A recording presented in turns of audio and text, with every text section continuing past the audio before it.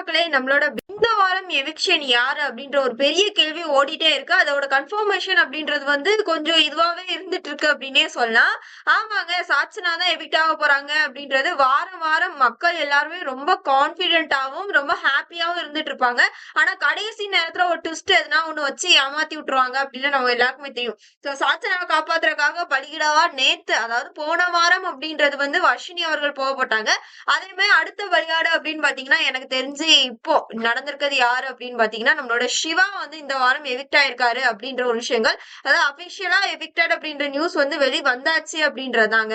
So ஏன் சாட்சனா வந்து evict ஆகல? எல்லா இடத்துலயும் சாட்சனாக்கு வந்து நெகட்டிவான ரெஸ்பான்ஸ் தான் அதிகமா இருக்குது. இன்னொன்னு என்னன்னா ஓட்டிங் அப்படின்ற விஷயங்களும் ரொம்ப கம்மியாவே இருக்குது அப்படின்றது நம்ம எல்லாருக்குமே தெரியும்.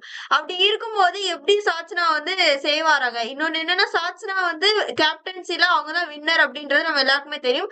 அது மேபி ஜெஃப்ரி விட்டு கொடுத்திருந்துக்கலாம் அப்படின்றான். ஜெஃப்ரி ஒரு காம்படிஷன்ல இதுவாகி அவங்க துவக்கிறதுன்றது கொஞ்சம் கஷ்டமான விஷயங்கள் தான். ஆனா அவர் எனக்கு தெரிஞ்சு விட்டு கொடுத்திருப்பாருன்றது. ஏன்னா 2 பேருமே நாமினேஷன் ஃப்ரீ பாஸ்க்கு தான் அடிச்சுக்கிட்டாங்கன்றது நம்ம எல்லாருக்குமே தெரியும். கரெக்டா?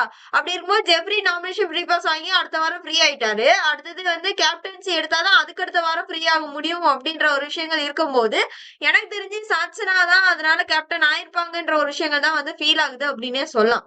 சோ அதனால சாட்சனா வந்து அடுத்த வாரமும் தப்பிச்சிட்டாங்க. அதுக்கு அடுத்த வாரமும் வந்து ரன் ஆகும் அப்படின்ற ஒரு விஷயங்கள் நம்மளால பார்க்கப்படுது அப்படின்றதுதான். சோ இந்த வாரம் சாட்சனாக்கு பதிலா எவிக்ட் ஆயிருக்குது அப்படின்றது நம்மளோட சிவகுமார் தான். ஓகே, இவருக்கு நிறைய டேலண்ட் அப்படின்ற விஷயங்கள்லாம் இருக்குது. பட் பிக் பாஸ் வீட்ல ஒரு சில இடத்துல இவரோட பிஹேவியர்ஸ் அப்படின்றது கொஞ்சம் வித்தியாசமா இருந்தது. ஆக்டிங் லெவல் அப்படின்னு பார்க்கும்போது மனுஷன் வேற லெவல் அப்படின்றதான் எதனா ஒண்ணு பண்ணிட்டே தான் இருந்தாரு. சோ அவர் ஒரு பெர்ஃபார்மன்ஸ் பண்ணாதான் உண்மையாவே அங்க இருக்க எல்லாருக்குமே வந்து பிடிக்கும் அப்படின்னு. பட் ரியலா நடந்துட்டு இருக்க சில விஷயங்கள் வந்து கொஞ்சம் இரிட்டேட்டிங்கா தான் இருந்தது. ஒரு ரியாலிட்டிக்கு அப்படின்ற விஷயங்கள் அவர்கிட்ட வந்து பார்க்க முடியல அப்படின்றதான்.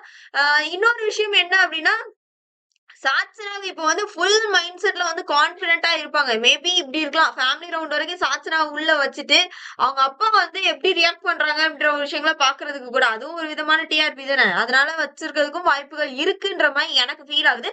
ஒருவேளை டபுள் எவிக்ஷன் இருக்குமா? இன்னொன்னு வந்து சத்யாவும் ரொம்ப லீஸ்ட்ல தான் இருக்காரு ஓட்டிங்ல எனக்கு தெரிஞ்சு.